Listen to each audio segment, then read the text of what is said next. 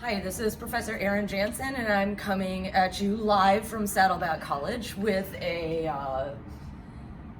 walkthrough of the Lab 5 procedure for the extraction and separation of plant pigments.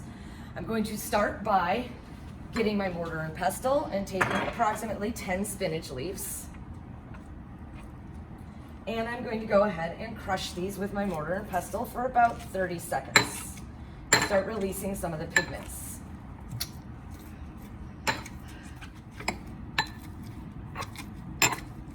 To add 30 milliliters of methanol to my crushed spinach and continue to crush for another 30 seconds.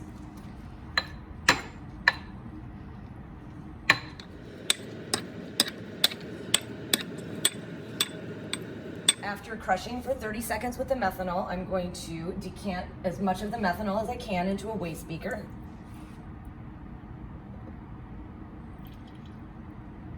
And then I'm going to add an additional 25 milliliters of methanol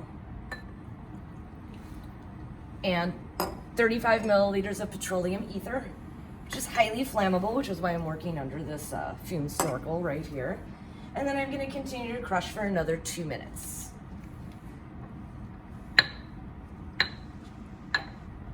After crushing for 2 minutes, I now have a lovely green mixture of my petroleum ether, my spinach, and my methanol, and now I'm going to need to filter out the solid pieces of spinach.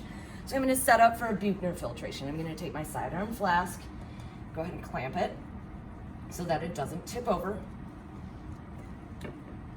I'm going to attach the vacuum cord to my flask and then to the vacuum port, vacuum. And then I'm going to go ahead and I'm going to attach my Buchner funnel with an attachment ring right up here. Take a piece of filter paper that fits right inside the Buchner funnel and go ahead and turn on my vacuum. And the filter paper is set very tightly against the holes down there. So then I'm going to go ahead and pour the mixture of our spinach, petroleum ether, and methanol through that and let that filter out.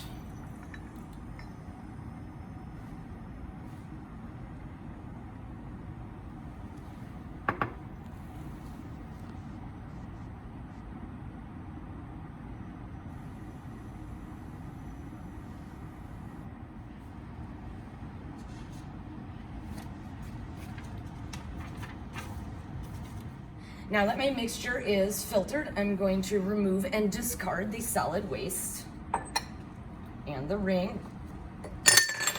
Knock some stuff over in the meantime. And then go ahead and I'm going to transfer my mixture in here to a clean, dry 125 ml flask.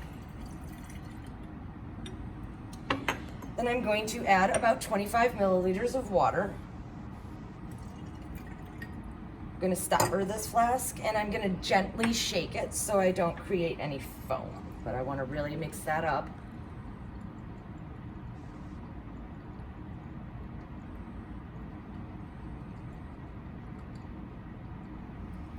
And then I'm going to set that down.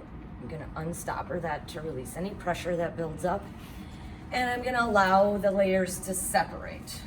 What I should see is a dark green layer forming on top. That's the layer that is in the petroleum ether. And a cloudy green layer on the bottom. That is my water and methanol layer.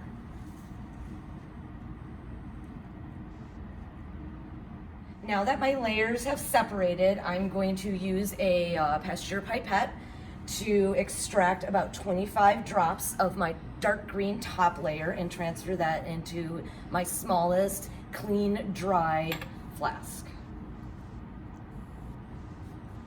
So I'm being careful to make sure that the tip of my needle is only in that dark green layer, not any of the water layer.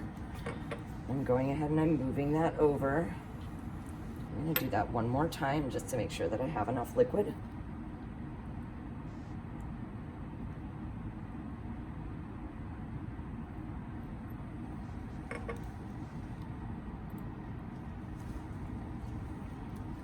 And now I should have only the very dark green layer in my smallest flask.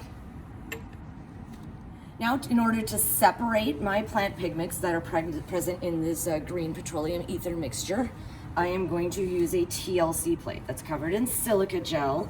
I'm going to draw a line about a centimeter up from the base, and that's going to be my origin line, so that's where my 0 is going to be. Then I'm going to use this tiny little capillary tube right here to suck up just a tiny bit of my green petroleum ether liquid, and I'm going to go ahead and I'm going to put a spot directly on that line. I'm going to allow that spot to dry, and then I'm going to spot on top of it another 3 to 4 times to get a really nice dark green spot, as small as I can make it.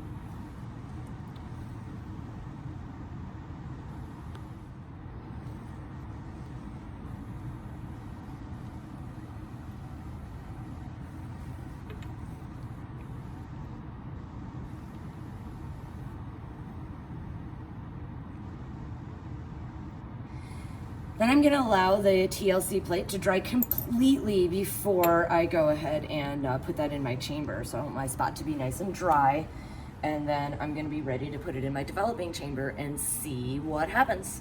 Now, in order to separate the plant pigments, I am going to use a developing solvent that is a non-polar solvent. The silica gel on this surface is a very polar surface.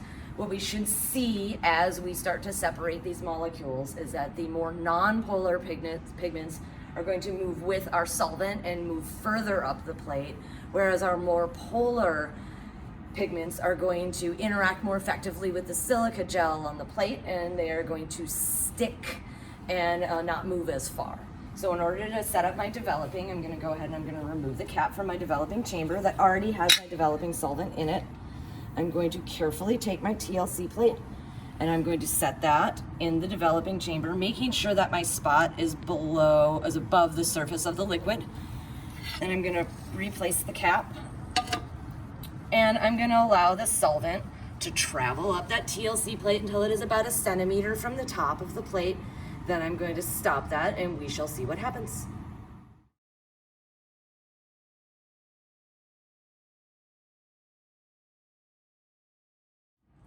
Now that my TLC plate is done developing, I'm going to go ahead and I'm going to carefully remove the cap from the developing chamber again. I'm going to reach in and again carefully remove my TLC plate. And as quickly as I can, I'm going to come over here and I'm going to draw a line as to how far the solvent traveled. It's going to be my top line. Then I'm going to... Hi, this is Professor White, and I'm going to go ahead and talk about this TLC plate that you see right here. It's actually from a different trial of this experiment, but there's very clear separation of the spots, and each spot represents a different molecule in the spinach leaf. So here is that TLC plate that I showed you in the last slide, alongside a table of the different spots that you may or may not see and the molecule that those spots represent. So I want to point out a couple things. First is the solvent, and that's the distance the solvent traveled from your original spot.